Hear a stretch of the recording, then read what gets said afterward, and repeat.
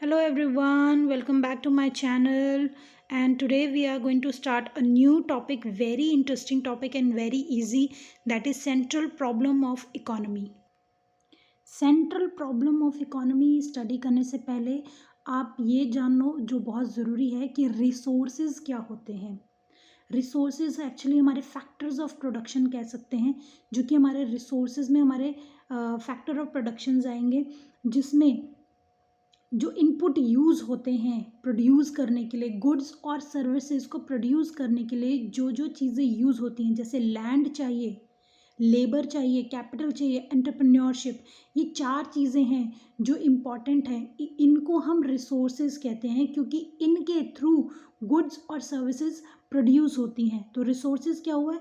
Land, labour, capital and entrepreneurship. तो याद रखना रिसोर्सेज किसे कहते हैं हम. What is central problem of economy. Problem मैंने आपको बताई थी कि हम माइक्रो इकोनॉमिक्स पढ़ रहे हैं तो माइक्रो लेवल की प्रॉब्लम को स्टडी करेंगे. इकोनॉमी तीन तरीके की थी जो लास्ट हमने वीडियो में की थी: market economy, centrally planned economy and mixed economy. इन्हीं इकोनॉमी में ये जो तीन इकोनॉमी है, इन इकोनॉमी से रिलेटेड सेंट्रल प्रॉब्लम क्या प्रॉब्लम है इकोनॉमी में, इकोनॉमी की क्या सेंट्रल प्रॉब्लम्स हैं. तो फर्स्ट प्रॉब्लम है व्हाट टू प्रोड्यूस. एक चीज़ याद रखना, सेंट्रल प्रॉब्लम ऑफ इकोनॉमी हम जो पढ़ रहे हैं, ये कंप्लीट चैप्टर आप प्रोड्यूसर पॉइंट ऑफ व्यू से समझोगे, कंज्यूमर पॉइंट ऑफ व्यू से नहीं समझोगे. क्योंकि बेसिकली क्या होता है, मेजर स्कूल या क्लासेस में क्या होता है, टीचर्स आपको यही नहीं बता पाती कि आप इसको, इकोनॉमिक्स एक्चुअली समझने की चीज़ यही है कि आप अपने आप को, अकाउंट्स भी और इकोनॉमिक्स भी, अपने आप को वही चीज़ समझ के चलो जिस टॉपिक से रिलेटेड हम स्टडी कर रहे हैं.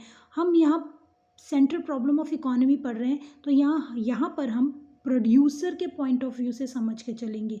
ऐसे समझो कि आप प्रोड्यूसर हो. तो सेंट्रल प्रॉब्लम ऑफ इकोनॉमी, सबसे पहली प्रॉब्लम है व्हाट टू प्रोड्यूस. एक प्रोड्यूसर के लिए सबसे बड़ी प्रॉब्लम, जो सबसे पहले प्रॉब्लम खड़ी होती है, वो होती है कि उसको क्या प्रोड्यूस करना है. क्यों? क्योंकि रिसोर्सेज तो हमारे स्केयर है, मीन्स लिमिटेड हैं, और उन्हीं रिसोर्सेज के ऑल्टरनेटिव यूजेस हैं, बहुत सारे यूजेस हैं.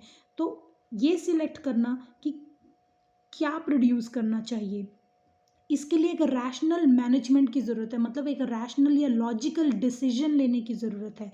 इसलिए क्योंकि प्रॉफिट जो है, प्रोड्यूसर हमेशा चाहेगा कि उसको मैक्सिमम मिले ताकि वो ऐसी चीज़ प्रोड्यूस करे कि उसको उससे प्रॉफिट जो है वो ज़्यादा से ज़्यादा हो सके.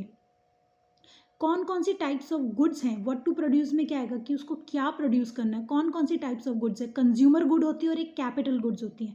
कंज्यूमर गुड्स होती हैं जो बेसिकली हर कोई कंज्यूम कर रहा है, हर कोई यूज़ करता है. जो कैपिटल गुड्स होती हैं वो होती हैं जो फर्दर गुड्स और सर्विसेज को प्रोड्यूस करने के लिए यूज़ होती हैं, जैसे कि मशीनरी होती है जिससे हम गुड्स एंड सर्विसेज प्रोड्यूस करते हैं, तो वो कैपिटल गुड्स में आती है मशीनरी. कंज्यूमर गुड्स में आ गई जैसे टीवी, एसी, जिसको हम ड्यूरेबल गुड्स कहते हैं. ब्रेड हो गया, बटर हो गया, वेजिटेबल्स होगी जो सिंगल यूज़ हो गई. ठीक है, ये हमारी एक कंज्यूमर गुड्स थी, कैपिटल गुड्स. तो अब प्रोड्यूसर डिसाइड करेगा कि उसको कंज्यूमर गुड्स प्रोड्यूस करनी है या कैपिटल गुड्स. इसके बाद quantity of goods to produce. अब उसको कौन सी गुड कितनी क्वांटिटी में प्रोड्यूस करनी है. फॉर एग्जांपल, अगर प्रोड्यूसर गुड एक्स और एक गुड वाई है, ये प्रोड्यूस कर रहा है, क्योंकि रिसोर्सेज क्या है, लिमिटेड है, तो वो क्या करेगा, वो ये डिसाइड करेगा कि एक्स प्रोड्यूस करना है या वाई करना है ज़्यादा, तो एक्स उसको कम प्रोड्यूस करना पड़ेगा. और अगर उसको एक्स ज़्यादा प्रोड्यूस करना है तो उसको वाई की प्रोडक्शन कम करनी पड़ेगी. ये है व्हाट टू प्रोड्यूस की सेंट्रल प्रॉब्लम ऑफ इकोनॉमी की first problem, what to produce. Now second one is how to produce. How to produce means कैसे प्रोड्यूस करना है. दो टेक्निक है प्रोडक्शन की, दो तरीके से प्रोडक्शन होती है. एक होती है लेबर इंटेंसिव टेक्निक, दूसरी होती है कैपिटल इंटेंसिव टेक्निक्स. दो टेक्निक्स हैं प्रोडक्शन की, एक है लेबर इंटेंसिव, दूसरी है capital intensive. Labour intensive technique कौन सी होती है? लेबर इंटेंसिव टेक्निक होती है जहाँ पर हम प्रोडक्शन में लेबर का ज़्यादा यूज़ करते हैं. लेबर का ज़्यादा यूज़ करने का मतलब एम्प्लॉयमेंट इंक्रीज हो रही है, आप रोज़गार दे रहे हो, एम्प्लॉयमेंट बढ़ रही है. दूसरा capital intensive intensive technique, capital intensive technique में आप मशीनरी का ज़्यादा यूज़ कर रहे हो, लेबर से ज़्यादा मशीनरी यूज़ कर रहे हो, या आप लेबर की जो आपको ज़रूरत जो लेबर की है वो कम है और आप मशीनरी पे ज़्यादा इम्पोर्टेंस रख रहे हो, तो आप मशीनरी की यूसेज ज़्यादा रख रहे हो। इससे बेनिफिट ये होगा कि आपकी जो प्रोडक्शन होगी, जो प्रोडक्ट्स होंगे उनकी उससे एफिशिएंसी इंक्रीज़ होगी, आपकी प्रोडक्शन की जो एफिशिएंसी है वो इंक्रीज़ होगी। एफिशिएंसी कैसे इंक्रीज़ होगी? जब आपका काम करेक्टली होगा, फॉल्ट नहीं होगा, तो ऑब्वियसली मशीनरी में ये प्रॉब्लम कम होती है। तो हाउ टू प्रोड्यूस में आ गया हमारी टेक्निक्स ऑफ प्रोडक्शन की, लेबर इंटेंसिव टेक्निक रखें या कैपिटल इंटेंसिव। अभी हम प्रॉब्लम्स पढ़ रहे हैं। फर्स्ट प्रॉब्लम थी व्हाट टू प्रोड्यूस, क्या प्रोड्यूस करना है। Second problem how to produce, कैसे प्रोड्यूस करना है, लेबर इंटेंसिव टेक्निक यूज़ करके या कैपिटल इंटेंसिव टेक्निक यूज़ करके। Then third is for whom to produce, किसके लिए प्रोड्यूस करना है, पुअर सेक्शन के लिए या रिच सेक्शन के लिए। अगर सोशल जस्टिस देखना है तो पुअर के लिए प्रोड्यूस करेंगे, क्योंकि अगर हमारा फोकस क्या है, सोशली सबका वेलफेयर है, इक्वालिटी है, तो हम लोग क्या करेंगे, सोशल जस्टिस पे फोकस करके पुअर सेक्शन के लिए प्रोड्यूस करेंगे। उससे क्या होगा, प्रोड्यूसर का प्रॉफिट कम हो जाएगा, जो कंट्री की जीडीपी है वो भी लो हो जाएगी, एक प्रोड्यूसर की जीडीपी भी लो हो जाएगी। अगर वो प्रोड्यूस कर रहा है रिच के लिए, अगर रिच सेक्शन के लिए कर रहा है, ऑब्वियसली उसके पास जो मार्जिन होगा ना वो ज़्यादा होगा, प्रॉफिट मार्जिन जो होगा वो ज़्यादा होगा, तो प्रोडक्ट का प्राइस भी हाई रखेगा अगर वो रिच के लिए प्रोड्यूस कर रहा है। तो इसका जो ड्रॉबैक होगा वो ये होगा कि इकोनॉमी में इनइक्वालिटी आ जाएगी। यहाँ पर है हमारी जो प्रॉब्लम ऑफ चॉइस अराइज होती है, जो हमारी प्रॉब्लम ऑफ चॉइस है वो यहाँ अराइज होती है।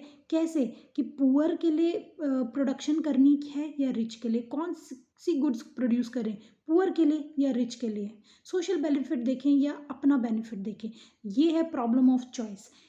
तो अभी हमने करी थी 3 problem of choice, problem of economy, what to produce, how to produce and for whom to produce.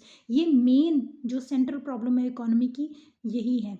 लेकिन जो अंडर डेवलप्ड कंट्रीज़ हैं जैसे कि इंडिया, इंडिया अभी भी अंडर डेवलप्ड है, तो ऐसी कंट्रीज़ में के लिए 2 और प्रॉब्लम्स इंक्लूड की गई हैं। वो है how to achieve fuller utilisation of resources, मतलब जो हमारे पास रिसोर्सेज अवेलेबल हैं उसका मैक्सिमम यूज़ कैसे करना है, कैसे अचीव करें उस लेवल को कि हमारे जो रिसोर्सेज उनको मैक्सिमम यूज़ कर सके।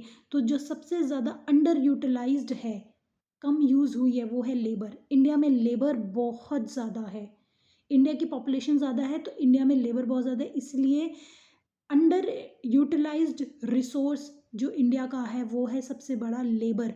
लेबर की वजह से, क्योंकि लेबर ज़्यादा यूज़ नहीं हुई है इसीलिए अनएम्प्लॉयमेंट है, इसीलिए जो जीडीपी है वो भी लो है कंट्री की। सेकेंड है how to achieve growth of resources, जो हमारे पास रिसोर्सेज हैं अवेलेबल रिसोर्सेज, उनकी ग्रोथ, उनको ग्रो कैसे करें, उनकी ग्रोथ, रिसोर्सेज की ग्रोथ कैसे होगी। अब क्योंकि रिसोर्सेज स्केर्स हैं वो वैसे ग्रो नहीं कर सकते, लेकिन हाँ हमारे कुछ रिसोर्सेज ऐसे हैं जो अभी तक कहते हैं ना अनटैप्ड है, अनटच्ड है, अनएक्सप्लॉइट किए गए हैं। क्यों? क्योंकि हमारे पास टेक्नोलॉजी की कमी है, तो हमारे कुछ रिसोर्सेज ऐसे हैं जिनको अभी तक एक्सप्लॉइट ही नहीं किया है। क्योंकि कैसे होगा वो, क्योंकि हमारे पास टेक्नोलॉजी की कमी है, इंडिया के पास टेक्नोलॉजी की डेफिशिएंसी है, इसलिए ग्रोथ नहीं है रिसोर्सेज की। इस वजह से भी जो जीडीपी है कंट्री की वो भी लो है। Now solutions to central problem of economy, central problem of economy की सॉल्यूशन क्या है? सबसे पहला है मार्केट इकोनॉमी। मार्केट इकोनॉमी हमने पढ़ा था फ्री इकोनॉमी होती है, क्योंकि मैं बता रही हूँ आपको कि हम प्रोड्यूसर पॉइंट ऑफ व्यू से करेंगे तो इसमें प्रोड्यूसर को लेंगे कि प्रोड्यूसर फ्री है मार्केट इकोनॉमी में कुछ भी प्रोड्यूस करने के लिए, how to produce, what to produce and for whom to. क्योंकि प्रोड्यूसर फ्री है कि वो कुछ भी प्रोड्यूस कर सकता है, कैसे भी प्रोड्यूस कर सकता है और जो चाहे प्रोड्यूस करे, तो फ्री मार्केट इकोनॉमी को हम फ्री इकोनॉमी कहते हैं। फ्री इकोनॉमी में प्रोड्यूसर का जो डिसीजन है वो डिमांड और सप्लाई पे डिपेंड करता है, जो डिमांड होगी उसी के अकॉर्डिंग सप्लाई होगी। तो प्रोड्यूसर बेसिकली क्या चाहता है, मैक्सिमम प्रॉफिट, तो वो वही प्रोड्यूस करना चाहेगा जिससे उसको मैक्सिमम प्रॉफिट मिल सके। वो वही टेक्निक ऑफ प्रोडक्शन यूज़ करेगा जो उसको सस्ती पड़ती हो, जिसकी कॉस्ट उसको कम पड़ती हो, क्योंकि अगर कॉस्ट कम पड़ेगी तो ऑब्वियसली उसको प्रॉफिट मार्जिन ज़्यादा होगा। तो प्रोड्यूस किसके लिए करेगा प्रोड्यूसर? उन लोगों के लिए प्रोड्यूस करेगा जहाँ उसको प्रॉफिट ज़्यादा मिल रहा हो। Second is centrally planned economy. Centrally planned economy में क्या होता है कि जितना कंट्रोल है वो सारा गवर्नमेंट के हाथ में है। गवर्नमेंट प्रोड्यूस करेगी वो गुड्स और सर्विसेज जिसमें सोसाइटी का, पूरी इकोनॉमी का, पूरी सोसाइटी का बेनिफिट हो रहा होगा। जैसे कि लेबर इंटेंसिव टेक्निक यूज़ करेगी गवर्नमेंट, क्यों? क्योंकि उससे एम्प्लॉयमेंट जनरेट होगी, तो वो पुअर सेक्शन के लिए काम करेगी। Centrally planned economy. Mixed economy. India एक मिक्स्ड इकोनॉमी है जहाँ पर मार्केट फोर्स मतलब फ्री इकोनॉमी भी है और सेंट्रली प्लान्ड भी है, दोनों का मिक्सचर है। गवर्नमेंट का रोल भी है और मार्केट फोर्सेस मतलब डिमांड और सप्लाई, जो ये दो हमारे मार्केट फोर्स हैं, इन दोनों का रोल भी है। एग्जाम्पल लेते हैं क्लॉथ और रेलवे का। क्लॉथ प्रोड्यूसर जब क्लॉथ की प्रोडक्शन करेगा वो ऑब्वियसली मैक्सिमम प्रॉफिट सोचेगा, वो अपना बेनिफिट सोचेगा, तो यहाँ पे उसका सेल्फ इंटरेस्ट भी आ गया। सेकंड एग्जाम्पल है हमारा रेलवे। रेलवे की मोनोपोली है। मोनोपोली क्या होता है कि जब एक चीज़ का कंट्रोल सिर्फ एक ही बंदे के हाथ में होता है। रेलवे का कंट्रोल गवर्नमेंट के हाथ पर है, कोई और प्राइवेट ट्रेन नहीं चला सकता। ट्रेन चलेगी तो सिर्फ रेलवे की चलेगी, वो भी गवर्नमेंट के कंट्रोल में, गवर्नमेंट की ट्रेन। प्राइवेट ट्रेन्स है ही नहीं, जैसे प्राइवेट बसेस हैं ऐसे ही प्राइवेट ट्रेन नहीं है।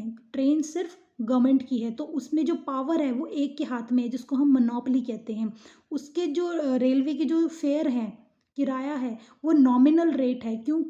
नॉमिनल मीन्स जो अफोर्डेबल हो पुअर सेक्शन के लिए भी। उसको जब पुअर अफोर्ड कर पा रहे हैं तो ऑब्वियसली उसमें किसका बेनिफिट है? सोसाइटी का बेनिफिट है। तो यहाँ पर प्रोड्यूसर भी अपना बेनिफिट देख रहा है और सोसाइटी का भी गवर्नमेंट बेनिफिट देख रही है, तो इसीलिए इसको मिक्स्ड इकोनॉमी कहते हैं। तो इंडिया एक मिक्स्ड इकोनॉमी है।